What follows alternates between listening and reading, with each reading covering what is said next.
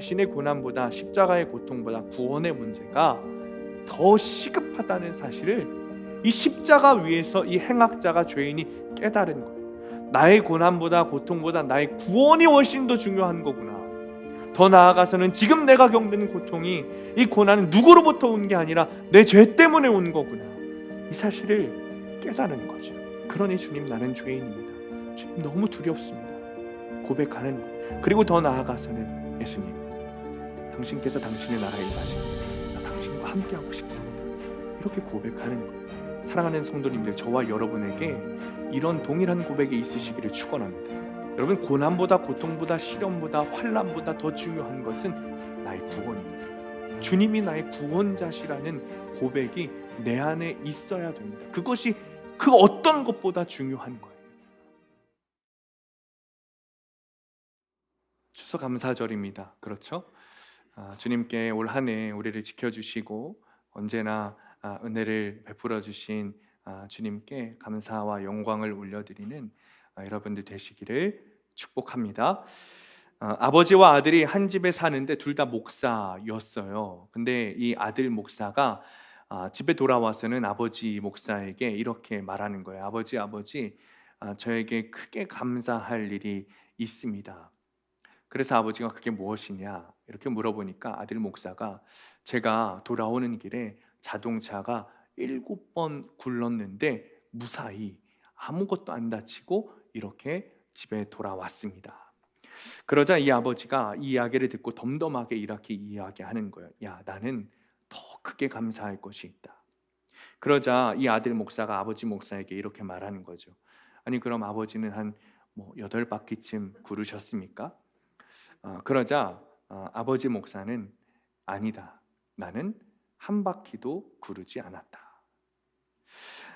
여러분, 오늘은 감사절입니다. 올 한 해를 한번 좀 돌아보시기 바랍니다. 한 해를 돌아볼 때 이 아들 목사처럼 7번 이상 혹은 그 이상으로 힘든 일을 겪으신 분들도 계실 겁니다. 그러나 어떤 분은 아무 일 없이 아주 평안하게 지내신 분들도 계시겠죠. 근데 여러분, 어느 것이 더 감사하십니까? 사실 무엇이 더 감사하다고 할 수 없죠. 7번 굴렀다면 그래도 지켜주신 우리 주님께 감사해야 할 것이고, 아무 일 일어나지 않았어도 평안한 가운데 거하게 하신 주님께 감사해야 하는 것입니다. 그저 우리는 오늘 이 자리에 와서 예배하게 하신 주님께 감사를 올려드리는 것이죠. 그것이 정말 성숙한 감사일 것입니다. 오늘 교회력 성서 일가에 보면은 아주 유명한 말씀입니다. 예수님께서 두 강도와 함께 십자가에 달리시는 장면입니다. 저도 본문을 제가 정하는 것이 아니라 교회력 성서 일가에 주어진 본문을 가지고 설교를 준비하다 보니까 오늘 본문을 보고 사실은 좀 많이 당황했습니다. 오늘 감사절인데 이 본문을 가지고 어떻게 말씀을 전해야 될까 참 고민이 되었어요. 그러나 이런 저의 인간적인 생각은 내려놓고 오직 말씀에 의지해서, 그리고 말씀 앞에서 우리 함께 묵상하고 말씀을 나누도록 하겠습니다. 1800년대 미국에 에드윈 토머스라는 아주 유명한 배우가 있었습니다. 그 사람은 뉴욕에서 100일 연속으로 햄릿이라는 공연을 했고, 아주 비판하기로 유명한 영화 비평가들에게 인정받는 유명한 배우였습니다. 그에게는 존과 주니어스라는 두 명의 형제가 있었는데 에드윈만큼 유명하진 않았지만 이 존과 주니어스도 둘 다 배우였습니다. 형제들끼리 힘을 모아서 줄리어스 시저라는 공연을 하기도 했습니다. 그러던 어느 날 형제 중 한 명인 존이 워싱턴 극장 관람석 뒤쪽에 칸막이 쳐진 곳으로 숨어 들어가서 미국의 16대 대통령이었던 링컨을 총으로 쏴서 암살했습니다. 그리고 12일 후에 그도 함께 죽었습니다. 그가 바로 링컨 대통령을 죽인 그 유명한 존 윌크스 부스입니다. 그날 밤 이후로 미국의 아주 유명 배우였던 형 에드윈마저 삶이 달라졌습니다. 형제의 범행이 부끄러워 더 이상 배우 활동을 할 수 없는 것이죠. 그렇게 방황하며 살아가던 에드윈이 어느 날 뉴저지주에서 기차를 기다리면서 기차역에 서 있는데, 그때 옷을 잘 차려입은 젊은이가 무리에 떠밀려서 발을 헛디딘 거예요. 그 바람에 승강장과 움직이는 기차 사이로 그 젊은이가 떨어졌어요. 그것을 본 에드윈이 즉각 선로에 한 발을 걸치고 그 사람을 붙잡아서 끌어 살려주었어요. 이 살아난 젊은이는 안도의 숨을 내쉬고 자신을 구해준 사람의 얼굴을 보았는데, 유명한 에드윈 부스인 거죠. 몇 주 후에 에드윈은 편지 한 통을 받았습니다. 그 편지 수치인에 이렇게 적혀 있었습니다. 미국의 영웅 아브라함 링컨의 아들의 목숨을 구해준 에드윈 부스에 대해 감사를 전하는 편지. 이 에드윈 부스가 살려준 이 젊은 청년이 바로 링컨 대통령의 첫 번째 아들이었던 로버트 토드 링컨이었습니다. 그 이후로 에드윈은 그 편지를 죽는 날까지 주머니에 넣고 다녔다고 합니다. 링컨을 죽인 존, 동생 존과 링컨의 첫째 아들을 살린 에드윈은 한 형제였지만 서로 다른 선택을 했습니다. 한 사람은 누군가를 죽이는 선택을 했고, 한 사람은 누군가를 살리는 선택을 했어요. 우리도 마찬가지입니다. 누군가를 살리는 선택을 할 수도 있고, 누군가를 죽이는 선택을 할 수도 있습니다. 우리가 어떤 선택을 하느냐에 따라서 인생이 달라지는 거죠. 오늘 본문에도 한순간의 선택으로 인해 인생이 달라진 사람이 있습니다. 예수님과 함께 두 명의 강도, 행악자가 나오는데, 그들은 마지막 선택으로 인생이 달라졌습니다. 우리가 너무 잘 알다시피 한쪽에 있는 강도는 결국 예수님을 선택했고, 한쪽에 있는 강도는 예수님을 조롱하고 비방하는 것을 선택했습니다. 오늘 그 사실을 좀 묵상하려고 합니다. 그런데 오늘 본문을 보면 사실 예수님을 비방하고 조롱했던 사람은 이쪽에 달린 강도뿐만이 아니었습니다. 이 십자가를 둘러싸고 백성들은 구경했고, 관리들은 비웃었고, 군인들은 조롱했습니다. 이 중에 첫 번째가 유대 관리들입니다. 35절입니다. 백성은 서서 구경하는데 관리들은 비웃어 이르되 저가 남을 구원하였으니 만일 하나님이 택하신 자 그리스도이면 자신도 구원할지어다 하고. 두 번째는 군인들이에요. 36절 37절. 군인들도 희롱하면서 나와 신포도주를 주며 이르되 네가 만일 유대인의 왕이면 네가 너를 구원하라 하더라. 그리고 세 번째가 우리가 잘 알듯이 십자가에 함께 매달린 강도죠. 39절에 달린 행악자 중 하나는 비방하여 이르되 네가 그리스도가 아니냐, 너와 우리를 구원하라 하되. 성경에는 굉장히 점잖게 이 사람들이 조롱하는 것으로 표현되어 있지만 사실은 그렇지 않았을 겁니다. 원어적으로 해석하면 굉장히 거칠고 엄청난 모욕을 예수님께 해댔습니다. 그리고 그들은 결국 돌이키지 못했죠. 이들은 예수님을 비방하면서 한결같이 동일하게 이야기하는 주제가 있습니다. 그것이 무엇이죠? 여러분들 아실 거예요. 뭐냐면 구원이었어요. 구원에 대해서 이야기해요. 이런 논리인 거죠. 야, 남을 구원했으니 너도 스스로 한번 구원해봐라. 남을 구원한다고 하면서 너를 구원 못하는 게 말이나 되냐? 라는 거죠. 그런데 사실 틀린 논리는 아닐 수도 있어요. 이들이 생각하는 구원은 가난, 질병, 귀신 들린 것, 억압에 관한 해방입니다. 구원은 해방이 맞습니다. 우리의 지혜, 죄의 짐에서, 억압에서, 불의에서, 질병에서 해방되는 것이 구원입니다. 예수님도 이 세상을 구원하시려고 이 땅에 오셨습니다. 그런데 예수님의 모습이 지금 어떻습니까? 두 손과 발에 못이 박히시고 십자가에 처절하게 매달려 있으신 거예요.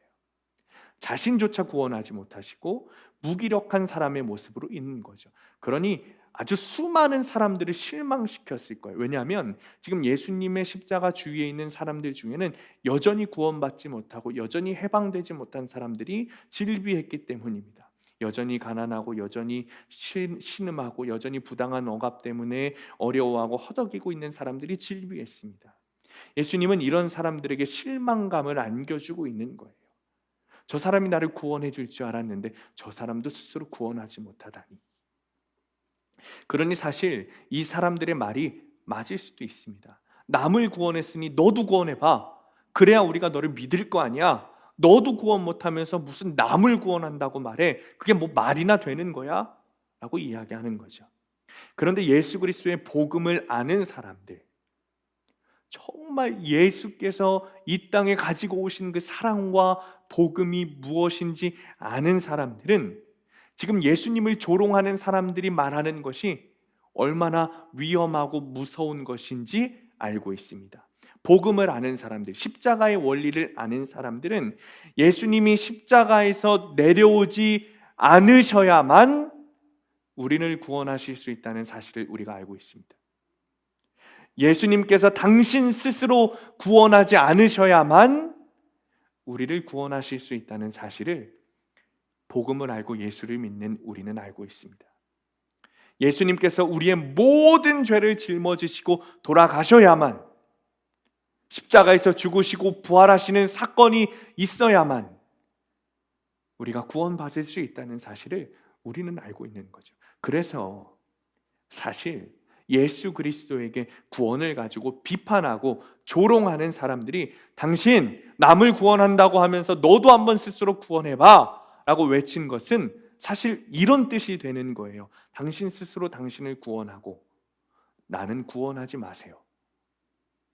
나를 구원하는 일은 멈추세요. 당신 스스로 당신 구원하시고 나를 구원하는 일은 그냥 발로 저기 갖다 차 버리세요.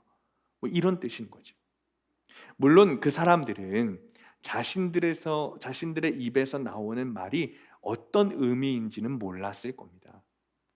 그럼에도 불구하고 그들은 스스로 이렇게 아주 위험하고 무서운 말을 하고 있는 거죠. 저는 이런 의미에서 주님께서 34절의 말씀을 하신다고 생각합니다. 우리 함께 읽겠습니다. 34절 시작. 이에 예수께서 이르시되 아버지 저들을 사하여 주옵소서. 자기들이 하는 것을 알지 못함이니이다 하시더라. 그들이 그의 옷을 나눠 제비 뽑으시되. 지금 예수님을 십자가에 못 박는 자들이 하는 행위가 무엇인지, 지금 자신들의 입술에서 스스로 구원해봐 라고 하는 말이 무엇인지, 무엇을 의미하는지 도무지 모르는 백성들에게 예수님께서 하나님, 저들이 지금 나에게 하는 이 행위가 무엇을 의미하는지 모릅니다. 저들이 지금 나를 조롱하고 비방하고 스스로 구원해봐 라는 소리를 하는 것이 어떤 의미인지 저들은 모릅니다. 그러니 저들을 사하여 주옵소서. 하나님께 기도하시는 거예요. 이런 상황들 가운데서 여러분 굉장히 놀라운 영적인 대화가 서로 오고 갑니다. 그것이 무엇이냐면 예수님과 이쪽 편에 서 있던, 결국에 예수님을 선택했던 십자가에 매달려 있는 이 행악자 간의 대화였어요. 예수님과 십자가에 매달린 사람과의 대화예요. 정말 어떻게 이런 대화가 있을까 싶습니다. 여러분 아시다시피 몇 주 전에 제가 라섹 수술, 눈 수술 했잖아요. 분명히 다들 괜찮다고 했는데 수술하고 꼬박 이틀 밤을 못 잤습니다. 너무 아파서 못 잤어요. 그러니까 잠을 못 자는 정도가 아니라 누워 있을 수도 없고 앉아 있을 수도 없고 서가지고 48시간에 발을 동동거리면서 야, 죽겠다 죽겠다 이 말만 하고 서 있었거든요. 그러니까 누가 옆에서 무슨 말을 하는지 뭘 하는지 밥을 먹는지 내가 관심이 없는 거예요. 들리지가 않는 겁니다. 아내가 뭔 이야기를 하는지, 애들이 뭔 이야기를 하는지, 전화가 오긴 와서 받긴 받았는데 이 사람이 뭔 얘기를 하는 건지, 내가 또 무슨 대답을 하는 건지 내가 도무지 알 수가 없는 거예요. 너무 아프니까. 육체적 고통이 너무 심하니까 무슨 말이 들려도 들리지가 않는 겁니다. 그때 만약에 누가 와가지고 목사님 저랑 십자가 복음에 대해서 이야기합시다, 그러면 빨리 저리 가라고 했을 거예요. 분명히 들리지가 않으니까 뭐 내가 죽겠는데 뭘 할 수가 없는 겁니다. 아마 저뿐만이 아니겠죠. 이런 아픔이 있을 때 여러분 우리는 육체적 고통에 정말 그 심한 고통이 있을 때 어떤 사람의 말도 우리의 귀에 들어오지 않습니다. 그런데 예수님과 또 다른 행악자, 결국 예수님을 선택한 이 행악자가 지금 어떤 상태입니까? 십자가에 매달려 있는 상태예요. 그런 상황 가운데 이런 엄청난 이야기들이 흘러나오는 거예요. 지금 예수님께서 가운데 계시고 강도들이 양쪽에 행악자들이 십자가에 매달려 있는데, 예수님을 선택한 이 행악자가 반대편에 자기도 십자가에 매달려 있으면서 예수님을 비방하고 조롱하는 사람을, 그 강도를 막 혼을 내줍니다. 40절 41절입니다. 우리 함께 읽습니다. 40절 41절 시작. 하나는 그 사람을 꾸짖어 이르되 네가 동일한 정죄를 받고서도 하나님을 두려워하지 아니하느냐. 우리는 우리가 행한 일에 상당한 보응을 받는 것이니 이에 당연하거니와 이 사람이 행한 것은 옳지 않은 것이 없느니라 하고. 아멘. 여러분, 지금 이 사람이 하는 말의 핵심이 무엇이에요? 정죄를 받고서도 너는 하나님 두렵지 않니? 이렇게 혼을 내고 있는 거예요. 이 말은 분명 그 옆에 매달린, 똑같이 매달린 이 행악자 강도를 꾸짖는 말이기도 하지만 사실은 자기 고백인 겁니다. 주님, 내가 죄인입니다. 나는 하나님이 두렵습니다. 지금 결국 예수님을 선택한 이 십자가에 매달려 있는 이 행악자가 지금 그 고백을 하고 있는 거예요. 학자들의 이야기가 맞다면 예수님 양편에 십자가에 매달려 있는 이 두 행악자들은 예수님 대신 풀려났던, 여러분 기억하시죠? 바라바의 동료일 것입니다. 칼을 가지고 혁명을 하려고 했던 사람이죠. 그런데 그 중에 한 사람이 지금 십자가 위에서, 십자가에 매달려서는 자신의 죄를 고백하는 거예요. 칼로 혁명하려고 했던, 칼로 사람들을 죽였던, 수많은 사람들을 죽였던 죄를 지금 고백하고 있는 거죠. 그러니 십자가 위에서 예수님을 조롱하는 자신의 동료를 혼내주면서 주님, 내가 죄인입니다. 나는 하나님이 두렵습니다. 라고 이야기하는 거예요. 41절 후반부에 예수님이 옳습니다. 예수님, 당신은 모든 것 전부가 옳습니다. 라고 고백하는 거죠. 여러분, 우리는 그냥 글로만 읽고 있기 때문에 그저 그럴 수 있고, 목사님 예수님 실제로 만나면 그럴 수도 있는 것 아닙니까? 그렇게 생각하실 수도 있어요. 그런데 지금 이 행악자의 위치를 생각해 보시라고요. 십자가 위에서 하고 있어요. 극심한 고통 가운데 못이 양쪽 손목에 박혀 있고 발목에 박혀 있고 그 작은 못에 자신의 몸무게를 지탱하고 있는 거예요. 그런 지금 고통 가운데 있는 사람이 고백하고 있는 겁니다. 자기 죄를 고백하는 거죠. 도대체 이유가 뭘까요? 42절 우리 함께 읽습니다. 42절 시작. 이르되 예수여, 당신의 나라에 임하실 때 나를 기억하소서 하니. 그러니까 자신의 고난보다, 십자가의 고통보다 구원의 문제가 더 시급하다는 사실을 이 십자가 위에서 이 행악자가, 죄인이 깨달은 거예요. 나의 고난보다, 고통보다 나의 구원이 훨씬 더 중요한 거구나. 더 나아가서는 지금 내가 겪는 고통이, 이 고난은 누구로부터 온 게 아니라 내 죄 때문에 온 거구나. 이 사실을 깨달은 거죠. 그러니 주님, 나는 죄인입니다. 주님, 너무 두렵습니다. 고백하는 거예요. 그리고 더 나아가서는 예수님, 당신께서 당신의 나라에 임하실 때 나 당신과 함께하고 싶습니다. 이렇게 고백하는 거예요.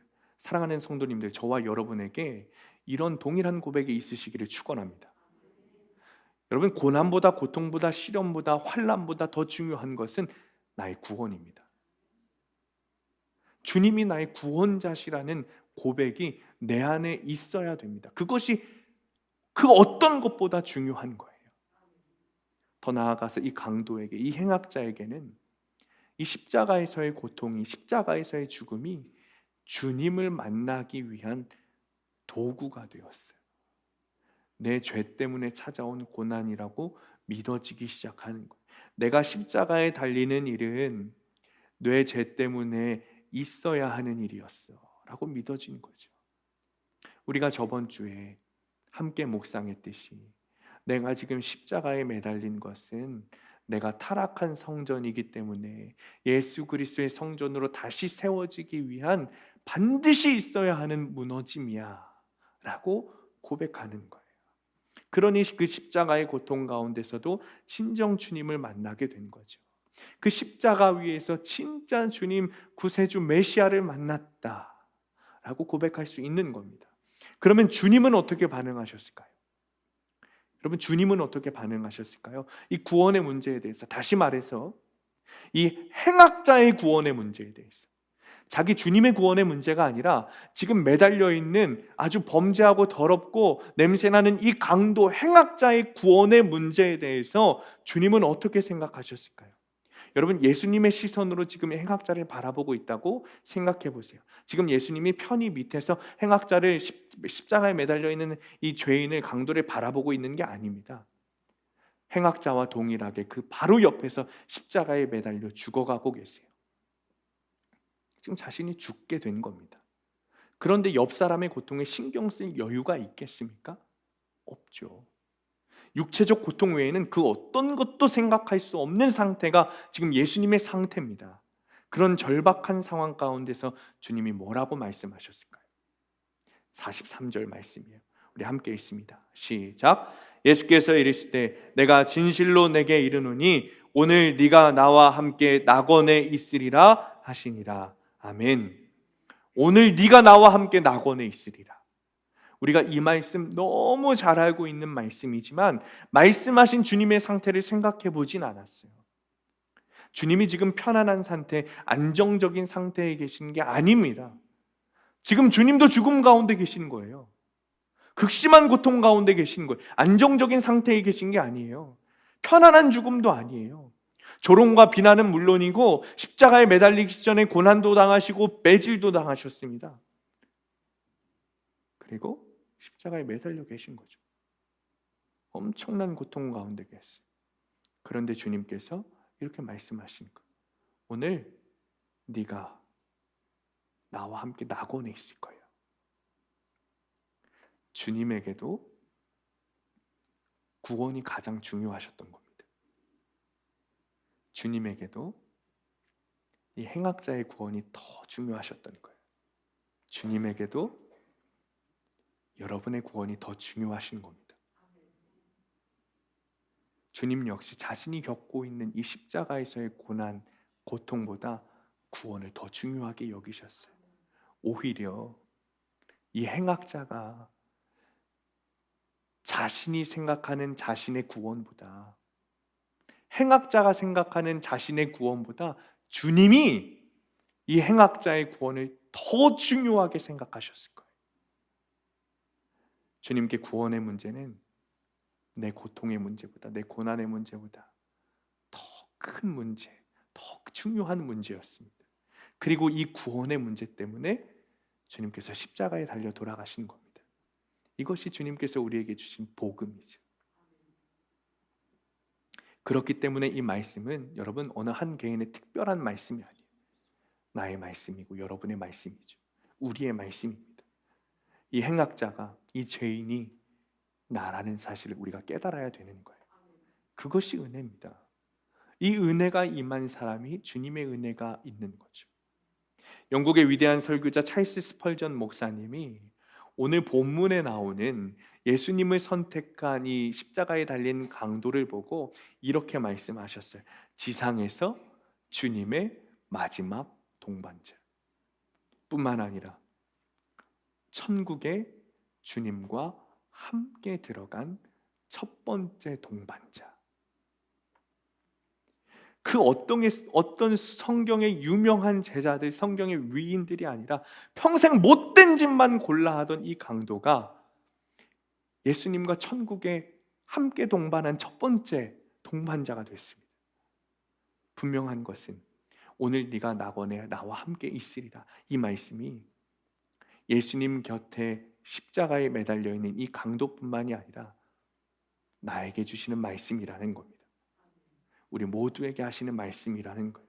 주님께서 이 말씀을 해주셨기 때문에 우리가 지옥불에 고통받는 게 아니라 천국에 갈 수 있는 것이죠. 내가 죄수였습니다. 내가 죄인입니다. 하나님이 두려웠습니다. 여러분, 이것이 믿어지고 고백할 수 있는 사람이 진짜 예수님 믿는 사람 아니겠습니까? 우리는 우리 자신이 어떤 사람인지 정확하게 알아야 돼요. 죄수와 같은 자, 강도와 같은 자입니다. 그렇기 때문에 우리가 십자가에 매달려 다른 사람에게 조롱받는 것, 우리가 십자가에 매달려 죽는 것, 사실은 당연한 일이에요. 우리에게는 당연한 일이라고요. 그런데 그런 우리가 예수님을 통해서 구원받게 된 겁니다. 예수님을 통해서 천국 가게 된 거예요. 착하고 성실하고 봉사 많이 하고 남 많이 도운다고 해서 구원받는 건 아닙니다. 교회 다니는 사람들 중에도 그렇게 생각하시는 분들이 있어요. 아주 사회에서 봉사활동 많이 하고 성실하고 긍정적인 에너지를 막 불어넣어주고 착한 사람들이 있죠. 그런데 예수는 믿지 않아요. 교회는 다닌다고 하는데 믿음이 없어요. 교회 다녀서 하는 거예요. 말씀은 하시는데 말씀의 눈으로 보고 영적인 눈으로 보면 믿음이 없습니다. 선의로 섬김으로 봉사로 구원받을 수 있다고 생각하는 거죠. 착각하는 거죠. 그게 믿음이라고 착각하는 거예요. 그러나 그것으로 구원받을 수 없어요. 전혀 믿음이 없는 거죠. 우리에게는 이 강도와 같은 분명한 회심 사건이 있어야 됩니다. 그냥 주님이 나를 구원해 주신 거구나, 주님의 은혜가 크시니까 나를 구원해 주신 거구나, 이렇게 생각하는 게 아니라 이 회심 사건을 통해 내가 얼마나 큰 죄인인지, 내가 얼마나 큰 강도인지 그것을 깨달아야 되는 거예요. 그러므로 오늘 네가 나와 함께 낙원에 있으리라, 이 주님의 말씀에 우리가 고꾸라질 수밖에 없는 거죠. 죽을 수밖에 없는 죄인, 지옥불에 떨어질 수밖에 없는 이 강도를 왜 사랑하셔서, 무슨 이유로 사랑하셔서 오늘 나와 함께 낙원에 있을 거야 말씀하시는지, 주님의 이 말씀에 우리가 무릎 꿇고 고꾸라질 수밖에 없는 거죠. 여러분, 하나님께서 우리를 이렇게 사랑하시는 이유는, 다시 말해서 죄인인 우리를 이렇게 사랑하시는 이유는 하나입니다. 우리가 주님의 자녀이기 때문에 그렇습니다. 우리 죄를 돌이키고 회개하여 주님께 돌아가는 것을 주님께서 원하시는 거예요. 왜냐하면 주님께 우리는 잃어버린 자녀거든요. 성경을 보면 주님은 언제나 죄인들을 사랑하셨어요. 예수님의 제자들 중에는 당시 배반자로 여기던 세리도 있었어요. 귀신 들려 창녀 노릇하던 막달라 마리아를 얼마나 사랑하셨는지 여러분 성경에서 다 보시지 않으셨습니까? 주님께서 그들을 정죄하지 않으시고 사랑하신 이유는 하나입니다. 주님의 자녀이기 때문에 그렇습니다. 그리고 우리도 주님의 자녀이기 때문이죠. 여러분들 중에 만약에 죄를 짓고 도망간 자녀가 있다고 생각해 보세요. 그 자녀가 어느 날 다시 돌아온 거예요. 그러면 잘 왔다, 잘 돌아왔다, 이렇게 말씀하시고 안아주지 않으시겠습니까? 그러니 십자가에 매달려 있던 행악자가 예수님께 죄를 고백하고 구원을 호소하자 주님께서 오늘 네가 나와 함께 낙원에 있을 거야 말씀하신 것이죠. 미국의 새들백 교회를 담임하시는 리 워렌 목사님이 교도소의 재소자들 앞에서 설교를 하시게 되었습니다. 그런데 강단 앞에 딱 섰는데 이 재소자들의 분위기가 너무 산만한 거예요. 그래서 리 워렌 목사님이 주머니에서 100달러를 한 장 지폐를 꺼냈어요. 그리고는 재소자들에게 이렇게 말했습니다. 이것을 가지고 싶은 사람 손 들어보세요. 그랬더니 단 한 사람도 빼놓지 않고 다 손을 들었다는 거예요. 그래서 이번에는 리거레 목사님이 그 지폐를 구기고 살짝 찢어서 들었어요. 이렇게 구겨지고 찢었는데도 이 지폐를 가지고 싶은 사람 손 들어보세요. 그러자 한 사람도 빼놓지 않고 다 손을 들었어요. 이번에는 리거레 목사님이 이 지폐를 바닥에 던지고 침을 뱉고 짓밟았어요. 그리고는 다시 그 100달러짜리 지폐를 손에 드시고는 이렇게 침 뱉고 구겨지고 더럽혀진 지폐임에도 이 지폐를 가지고 싶은 사람은 손을 들어보세요. 그러자 어김없이 모든 사람이 손을 들었어요. 그러자 리거레 목사님이 이렇게 말씀하셨습니다. 바로 이것이 아버지이신 하나님이 우리에게 해주신 일입니다. 학대 받으셨습니까? 이용당하셨습니까? 쓸모없는 인생이라고 모욕당하셨습니까? 물론 당신은 지금 잘못을 저질러서 합당한 대가를 치르고 있습니다. 지금 당신은 구겨지고 짓밟히고 찢겨져서 더러워진 지폐와 같습니다. 그러나 하나님 앞에서 당신의 가치는 단 1달러도 떨어지지 않았습니다. 그 모습 그대로 사랑하십니다. 이 말씀을 들은 재소자들에게 엄청난 회심이 일어났다는 거예요. 하나님이 나의 아버지이심을 알 때 죄인을 사랑하시는 하나님 아버지의 사랑을 우리가 알게 되죠. 그때 우리가 주님의 은혜를 알게 되는 거예요.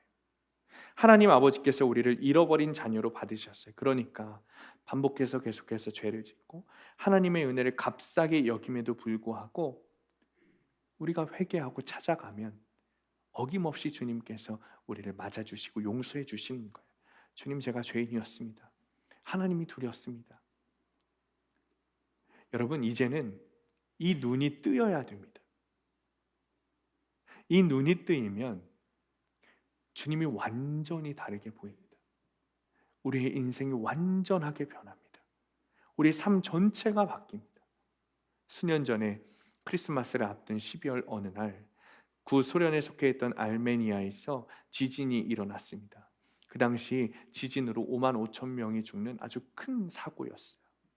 그때 9층짜리 아파트가 무너지면서 철근과 콘크리트 밑에 한 어머니가 그리고 딸이 가까스로 삼각형 틈새 속에서 목숨을 유지하고 사람의 구조를 기다리고 있었어요.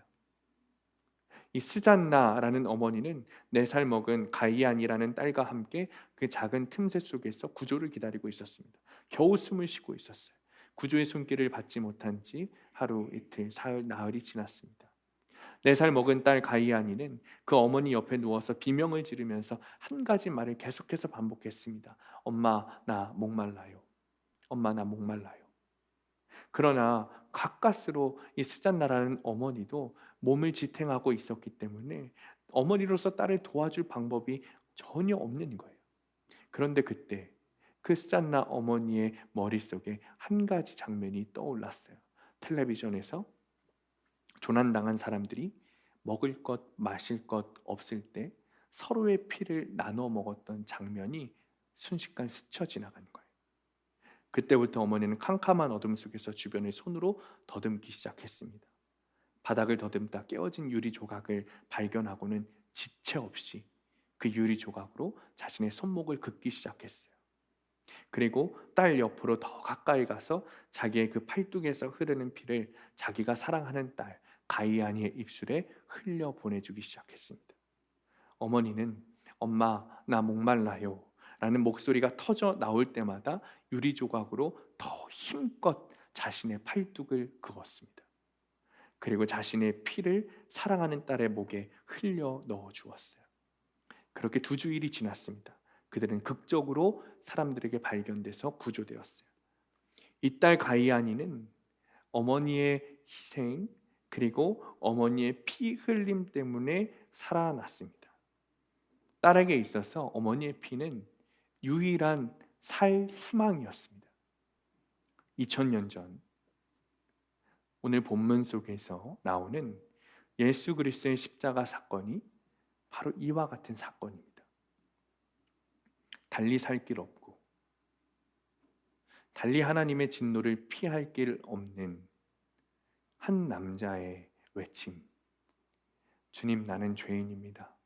하나님이 두렵습니다. 구원해 주세요. 당신의 자녀의 목소리에 예수 그리스도께서는 단 한 번의 지체 없이 십자가에 매달려 피를 흘려 죽으셨습니다. 그 남자의 살 길이 예수 그리스도의 피밖에 없었기 때문에 그렇습니다. 오늘 본문을 받고 도대체 감사절에 왜 이 본문을 우리 교회에 주셨을까? 의문이었어요. 그러나 말씀을 준비하면서 저의 의문이 확신이 되었어요. 이 땅의 모든 성도들에게, 이 땅의 모든 죄인들에게, 아니 이 땅의 모든 사람들에게 이보다 더 큰 감사는 없겠구나.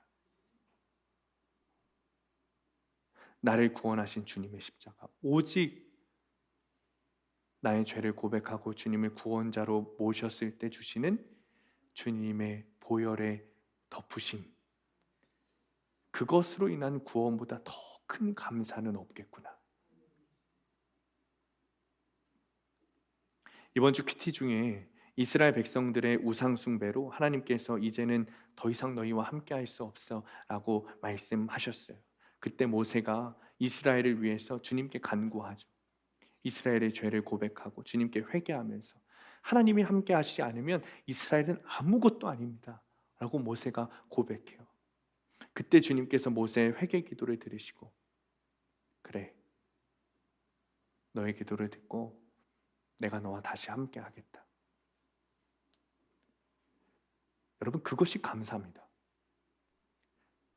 내 죄를 고백하고 회개했을 때 우리를 떠나지 않으시고 여전히 우리와 함께 하신 하나님, 여러분, 그 사실이 우리에게 다른 어떤 것보다 가장 큰 감사입니다.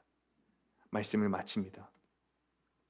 여러분에게 아직 고백하지 못한, 그래서 십자가에 못 박아야 하는 죄는 무엇입니까?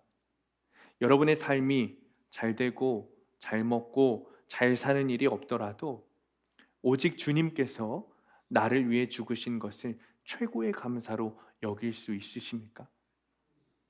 오늘 우리가 주님의 몸과 피를 먹고 마시는 성찬을 합니다. 이 몸과 피를 먹고 마실 때 주님께서 죄인인 우리를 구원하시기 위해 당신의 몸을 찢기시고 피를 흘리신 사건을 기억하고 감사하시기 바랍니다. 성찬을 통해 그 구원의 사건이 여러분의 삶에 정말 믿어지게 되시기를 간절히 축원합니다.